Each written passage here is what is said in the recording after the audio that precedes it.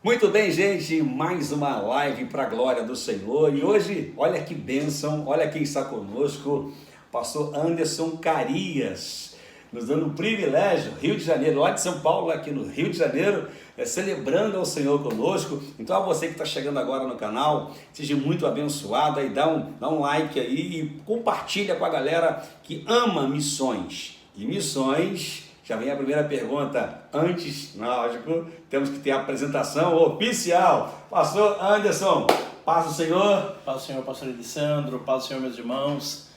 Deus possa abençoar esse ano de 2021 que se começa. Pastor, é uma alegria poder estar com o Senhor, viu? Uma alegria estar com os irmãos aqui nessa live abençoada. Que Deus possa abençoar esse estado maravilhoso do Rio de Janeiro, sempre bom poder estar com vocês. Deus possa abençoar grandemente, viu? Quem não conhece Anderson Carias? Quem não conhece? Fica aí a pergunta para você. Quem conhece? Coloca aí. E conhece de onde? Qual foi a igreja que você esteve e que Jesus falou contigo através desse instrumento de Deus, né? E esse momento agora para você que está chegando, tá? É de conhecimentos gerais à luz da Bíblia Sagrada, né? Então, pastor Anderson, vamos. Tem tanta coisa bacana para a gente poder ouvir. Pastor Anderson, estilo de vida, missões é estilo de vida ou não?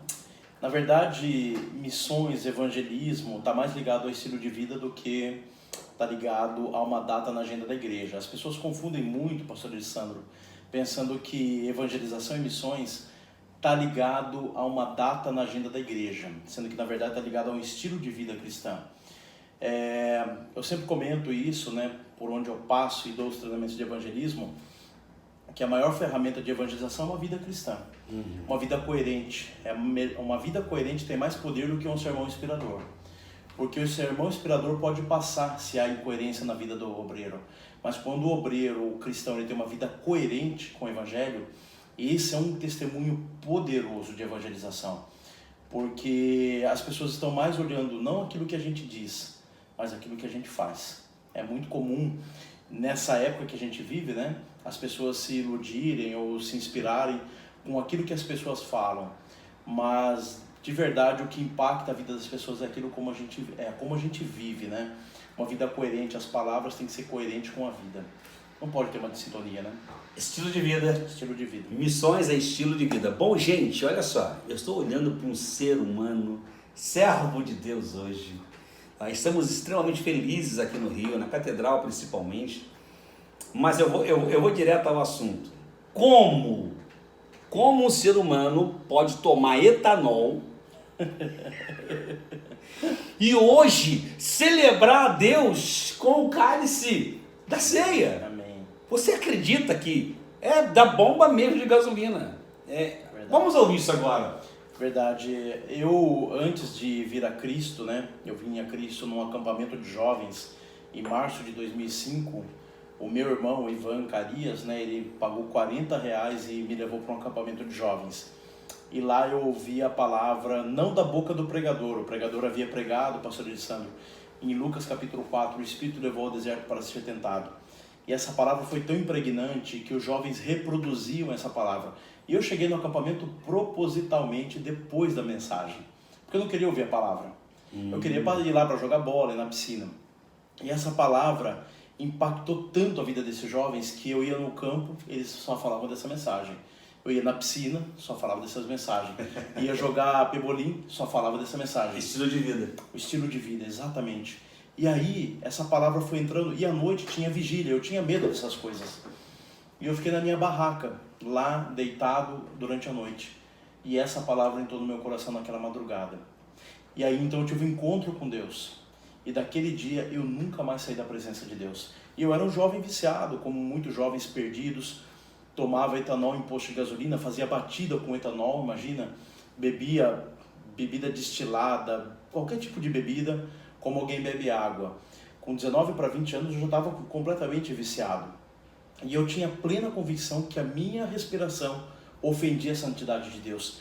Mas foi lá que Deus me encontrou. E lá Ele transformou minha vida completamente. Eu nunca mais saí da presença de Deus desde então. Então eu que antes bebia do cálice da condenação, hoje, para a glória do Senhor, tenho bebido do cálice da comunhão. Glória a Jesus. E você que está em casa participando, tem alguém que você conhece, um amigo, quem sabe alguém da família que está vivendo um tempo difícil, adverso? Você acredita em milagre, transformação de vida? O pastor Anderson Carias é um exemplo do que o Senhor pode fazer. Né? Deus seja louvado. E tem muita coisa boa. Bom, isso, olha, testemunho de vida. Então há poder em Deus para mudar a tua história, para mudar a tua vida. Creia, não é o final. É um começo, é um novo de Deus na sua vida, se você tiver esse impacto com o nosso Senhor, der crédito a Ele, ouça a palavra dele. Deus transformou e continua transformando. E ao longo do tempo, certamente, a gente conhece pessoas que nos inspiram. Pastor Carias, chamar assim agora, Pastor Carias, um dos homens de Deus que te inspiram. Pastor, vários, né? A vida do meu pastor Donizete lá em Piracicaba, o homem que abriu as portas do ministério para a minha vida na igreja local, né? Paz, pastor Donizete! Um grande abraço, meu pastor. Ele é um homem de uma fidelidade de Deus tremenda. Mas em missões, o primeiro contato que eu tive foi com um evangelista lá de Natal, o missionário Reni, me levou para uma primeira cruzada de missões e logo depois eu tive a alegria e o prazer de poder conhecer o pastor Edson Teixeira, né? O evangelista Edson Teixeira, que é muito conhecido não só no Brasil, mas poxa, em tantas denominações. E o privilégio, depois que ele veio dos Estados Unidos para cá, morar no Brasil, ele começou um projeto chamava Em Ação, e eu desde a primeira edição eu comecei a ir, pastor. E eu entendia que Deus não havia, eu sabia que eu não tinha um chamado para evangelizar, eu não era um evangelista, mas eu sabia que eu queria me envolver com a obra de evangelização. O próprio livro de Daniel fala, aquele que ganha almas, sábio é, e assim, a igreja tem que estar envolvida com a evangelização, mas eu sabia que eu não tinha o dom, eu não tinha o chamado. Mas eu queria estar próximo de alguém que era, né, que tinha o chamado de evangelização. E eu comecei a viajar com o evangelista Edson Teixeira. E por meio da vida e ministério dele, Deus usou muito a vida dele e usa até hoje, né, como uma inspiração. E eu, indo ao campo missionário com ele, eu entendi que Deus tinha me chamado. E até eu descobri meu ministério, que eu comentei com o senhor, que eu não sabia o que eu era, ministério pastor, evangelista, o que é. E aí Deus falou claramente que Deus havia me chamado para o ministério do encorajamento. Mas, apesar disso, eu sempre quis trabalhar com evangelização. E foi por meio da vida desses homens que Deus começou a trabalhar em mim, né, o desejo de evangelizar e ganhar almas para Cristo Jesus. Então, tantos homens, pastor Emerson, pastor Edson, pastor Joel, enfim, tantos homens de Deus que têm sido uma inspiração, né, para a minha vida. Mas tive o privilégio de viajar com ele, né? Maravilha. No início da minha caminhada cristã. Um abração pro Renner, né? E também agora o pastor Edson Teixeira, que vai estar com a gente em breve. Verdade. Para a glória do Senhor, Verdade. Nesse período maravilhoso. Privilégio, né? Um privilégio, gente. Olha só, eu hoje tendo o privilégio de estar aqui com o pastor Anderson Carias e em breve o pastor Edson com a gente aqui participando para a glória do Senhor. Bom, pessoas que nos inspiram, nos aproximam de Deus. É verdade. Hoje temos um alto índice de pessoas que se apostataram da fé. Pastor Carias, o que leva alguém que já, abre aspas, parece que andou no Santo dos Santos e agora vive num mundo perdido e ainda com consciência, usando a própria Escritura para refutar o Evangelho que um dia viveu? A que se dá isso? A Bíblia diz que o período que antecederia a volta de Cristo seria um período marcado pela apostasia. E a gente vive isso, né? Esse momento que aqueles que parecem que caminharam muito próximo de Cristo agora se distanciam. Entretanto, pastor, eu creio que é falta de convicção. É aquela pessoa que não tem uma convicção em Deus. Talvez ela entrou no ministério pela oportunidade, talvez entrou no ministério pela visibilidade, mas um homem que tem convicção no Senhor como Jó, mesmo perdendo tudo, não perde a presença de Deus. Um homem que tem uma convicção como João Batista, perde a cabeça, mas não perde a presença de Deus. Um homem que tem uma convicção como o apóstolo Paulo, ele pode escrever a sua última carta, lá no capítulo 4, se despedindo e dizer assim, que no dia do meu julgamento eu estava sozinho, mas Cristo não me abandonou. Ele pode perder absolutamente tudo e todos, mas a convicção de que Cristo está presente na vida dele, no seu chamado e no seu ministério, isso não se perde. Eu penso que essas pessoas, às vezes, por uma paixão, pelo ímpeto, elas entram pela porta do ministério, mas a vida do ministério é a vida do ministro. A vida do ministério não é o glamour do púlpito, é a presença de Deus no esconderijo do Altíssimo. É quando nós estamos presentes com o Senhor, é você enxergar a igreja de Cristo como a noiva de Cristo Jesus e tratá-la como ela merece ser tratada. Então essas pessoas acabam se decepcionando, entre aspas, e acabam, sabe, evadindo, saindo do ministério, quando na verdade, irmãos, a coisa mais preciosa que nós temos não é o título, não é o cargo, não é a visibilidade, é Cristo. Se Ele não for suficiente, nada vai nos satisfazer. Bom, recentemente o pastor Anderson participou, ou Anderson Carias, né?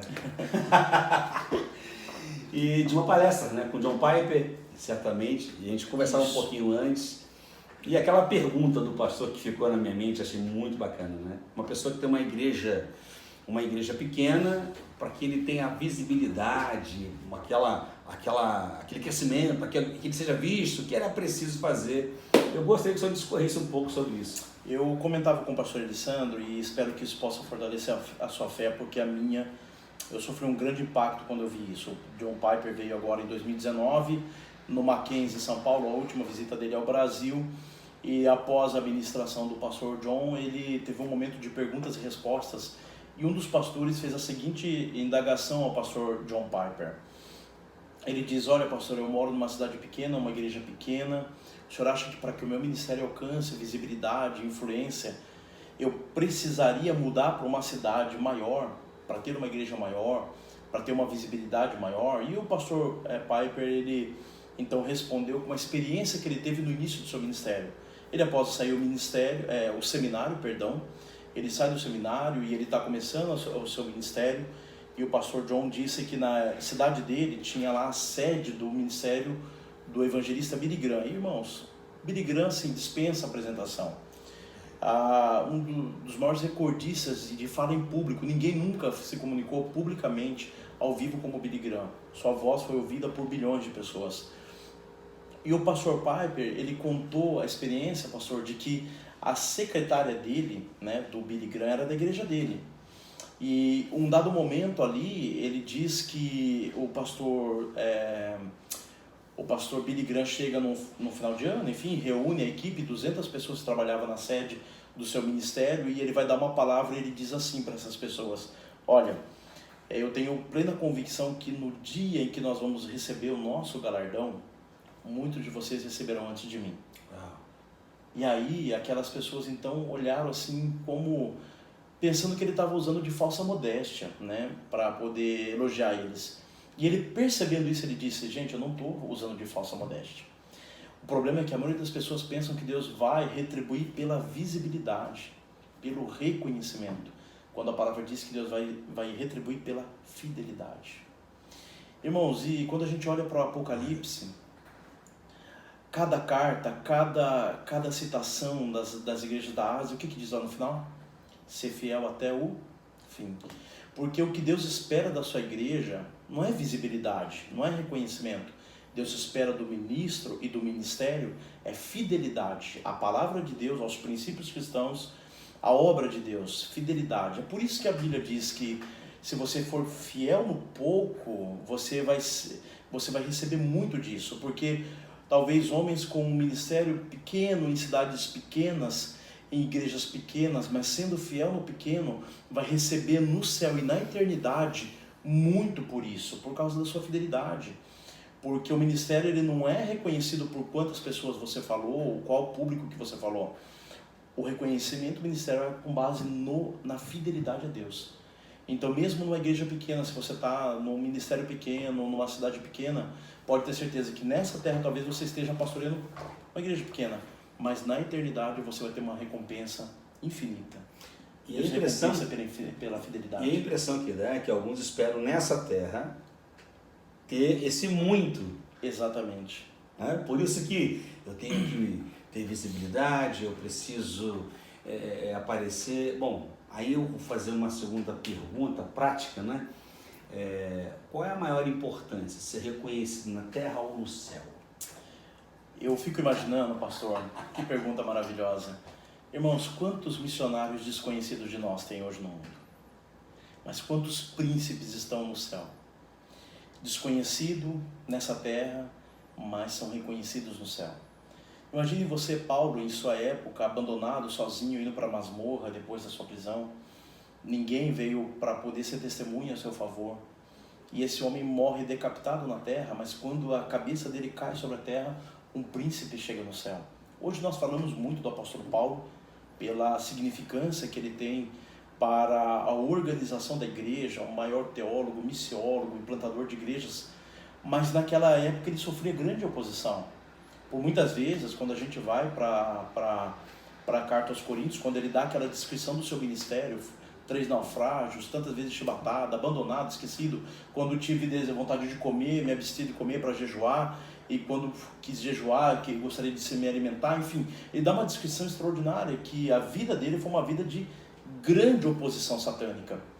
Ele não teve o seu reconhecimento aqui na terra, pelo contrário, ele morre sozinho, numa masmorra, lá em Roma. Mas no céu entra um príncipe do Evangelho, um príncipe de Deus.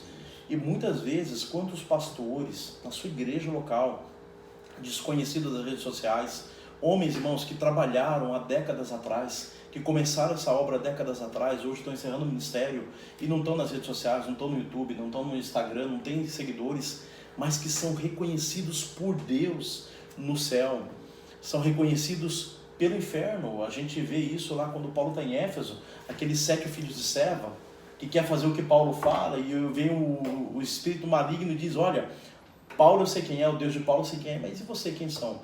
Paulo era reconhecido no mundo espiritual, no inferno e por toda a cidade, por causa do poder da pregação do Evangelho. Então a nossa recompensa não é nessa terra, a nossa recompensa é na eternidade. Cristo é suficiente, irmãos, para fazer com que a gente trabalhe com vigor, com labor nessa terra.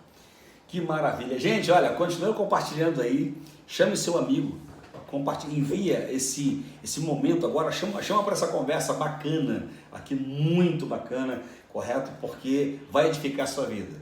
E agora a nossa próxima fase de perguntas aqui, correto? E nesse bate-papo sobre racismo,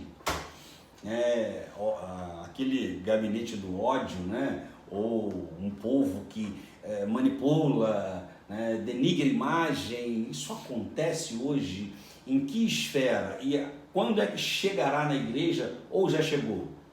Esse é um tema atual, contemporâneo, e a grande verdade que o ódio entre raças sempre aconteceu.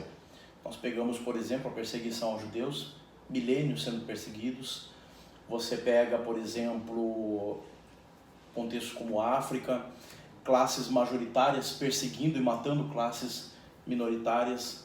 E isso, para a nossa sociedade ocidental, por exemplo, o racismo que está se espalhando por todo o mundo, essa aversão, essa polarização cada vez se distanciando, né? E, irmãos, eu tenho plena convicção que a única maneira que nós vamos vencer isso, o mal da nossa sociedade, é por meio de Cristo Jesus. Quando a Bíblia diz em Apocalipse 5 que ele morreu e comprou para si povos de todas as tribos, línguas e nações, ali Cristo está dizendo e afirmando que todos os homens de todas as classes sociais, de todas as raças e etnias, estariam debaixo do sangue do Cordeiro. Você vai para Efésios capítulo 2, quando a Bíblia diz que Deus derruba o muro de inimizade, a Bíblia diz que Deus reconcilia os homens com Deus e os homens com os homens, e lá uma palavra aparece dizendo, tornando família de Deus. A única maneira de a gente vencer esses temas que tanto nos divide é tendo um ponto em comum que nos aproxima, que é Cristo Jesus.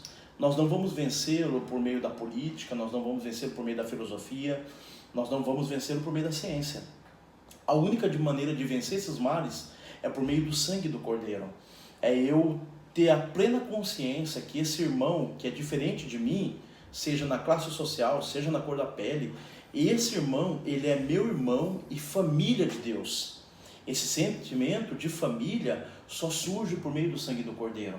Não existe nenhuma instituição na Terra que reúne pessoas distintas, de classes sociais distintas, de vidas distintas, como a igreja do nosso Senhor Jesus Cristo. Por isso que ela está sendo tão atacada. Porque ela é esse ponto comum. Eu vejo, por exemplo, um jovem na minha igreja que ele tem dificuldades com a sua sexualidade.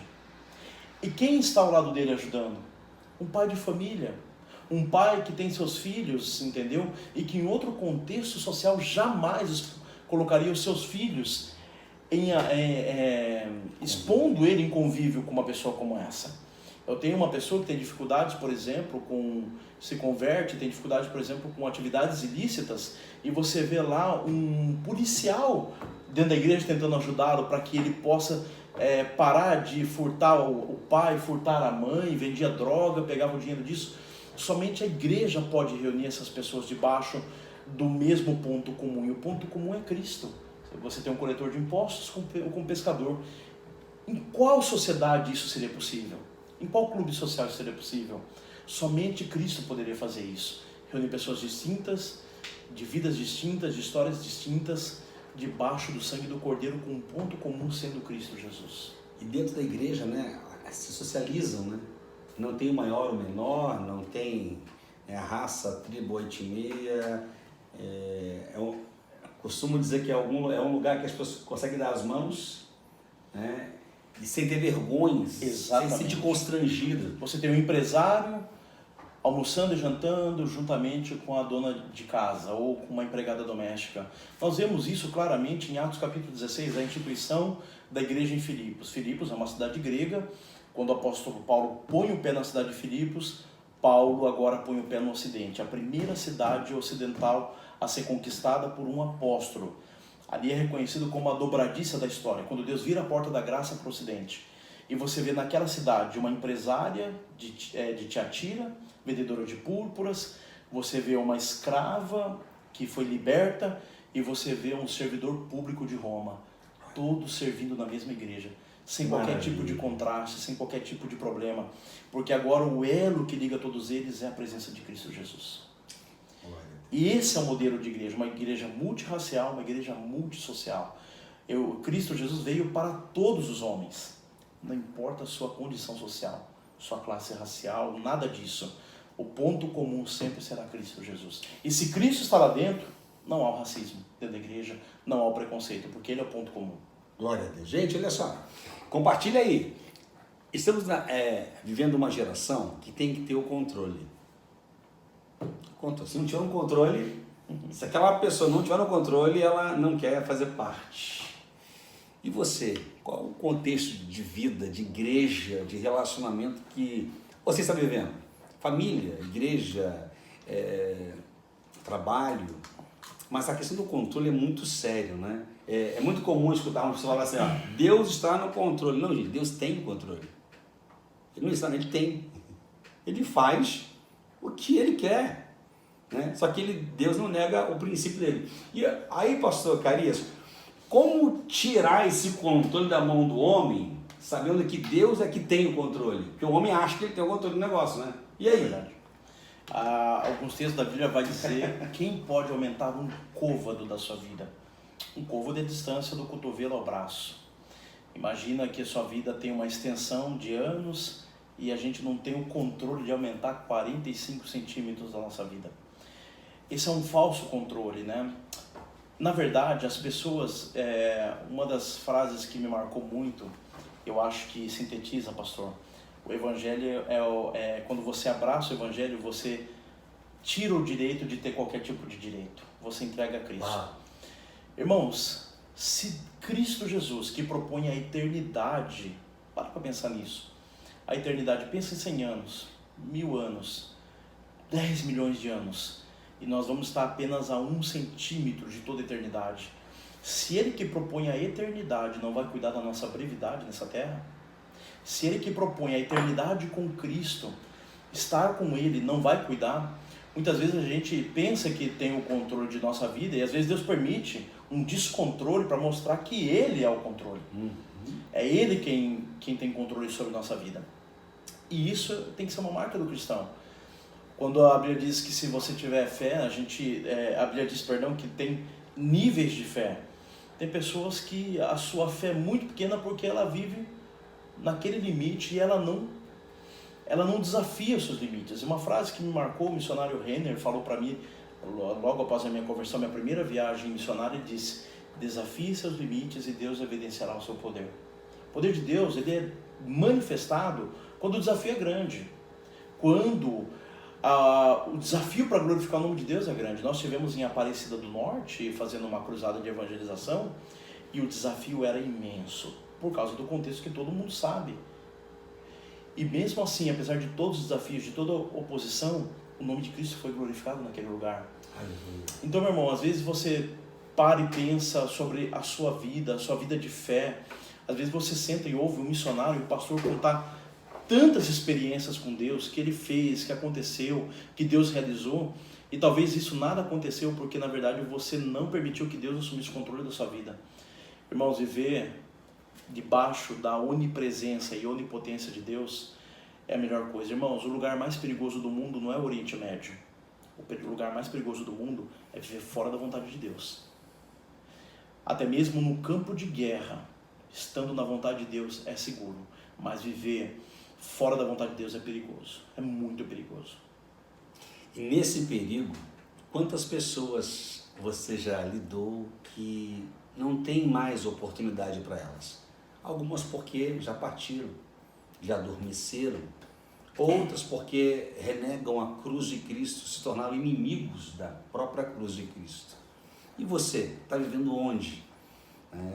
Nesse contexto de que tudo vai acabar. Você acredita nisso?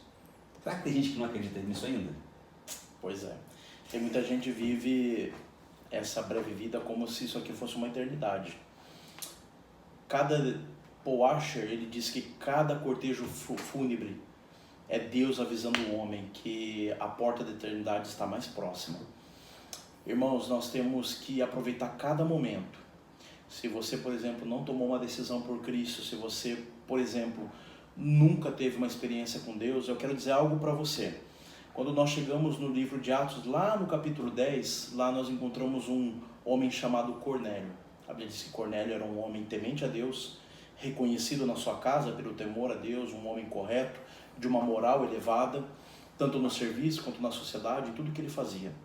E a Bíblia diz que essa disciplina, esse temor de Cornélio fez com que Deus buscasse Cornélio por meio da vida do apóstolo Pedro. Meu irmão, você que está aqui, você que está ouvindo essa live, está assistindo essa live e não teve encontro com Cristo, eu quero dizer para você que Deus busca aqueles que o buscam. Deus não abandona aqueles que se interessam por Ele. Cornélio estava afastado, não fazia parte do arraial dos judeus, não estava incluso nas alianças, não vinha de uma família sacerdotal, não tinha qualquer similaridade com o judaísmo. E mesmo assim ele foi o primeiro ímpio, o primeiro não judeu a ser alcançado pelo Evangelho. Ele foi enviado por um apóstolo. Felipe estava em Samaria, mas Deus via um apóstolo lá para levar o Evangelho a esse homem, porque Deus busca aqueles que o buscam. Talvez você já teve alguma experiência, saiu ferido por causa de N fatores envolvidos com a igreja, mas eu quero afirmar para você, se você manter o seu coração buscando a Deus, Deus vai lhe buscar onde você está, porque Deus se interessa por aqueles que se interessam por Ele. Então não desperdice a sua vida, aproveite hoje e tome uma decisão por Cristo.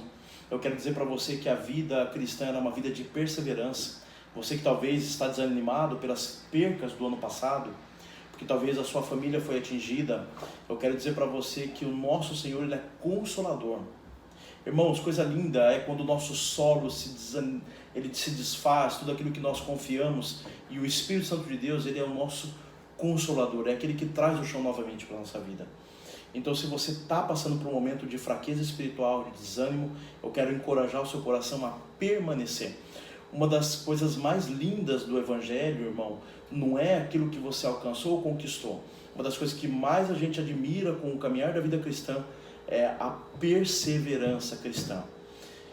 É muito fácil a gente ser cristão depois de uma conferência abençoada, depois de um encontro abençoado, enfim, mas nós olhamos para uma vida cristã madura realmente é quando você continua a caminhar com o Senhor, independente de todas as circunstâncias, independente do que aconteça.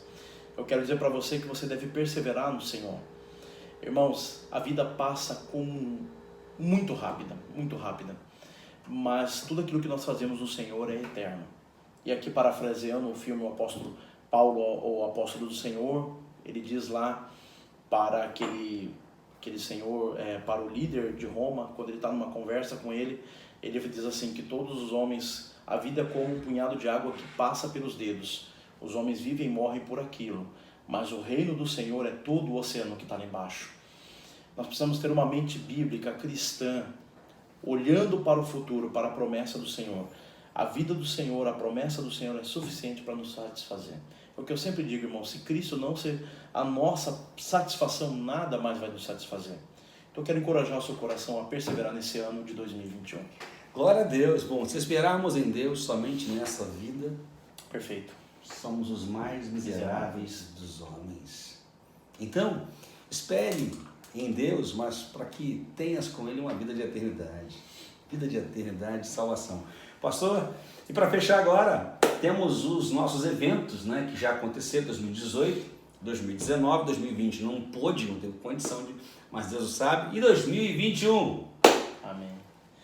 Irmãos, eu creio que 2021 será um ano... 2020, apesar de toda a tragédia, de toda a perca, foi um ano de grandes avanços. E a expectativa desse ano, né, eu trabalhando junto à Missão Desafio, aí com a presença do amado presidente pastor Emerson Costa. Abração, pastor Emerson. Pastor Emerson, Deus abençoe grandemente.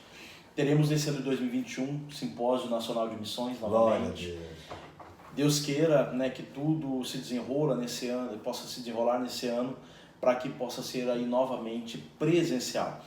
2020 tivemos o primeiro simpósio online que foi tremendo, palavras tremendas, tivemos um alcance muito grande nas redes sociais, mas nós queremos unir a esse simpósio, agora voltando para a atividade novamente, agora presencial. E se Deus permitir, irmãos, eu quero que você que está aí acompanhando, ore por isso, também nesse ano de 2021, retornando agora com o Eu Me Importo, a Cruzada Evangelística.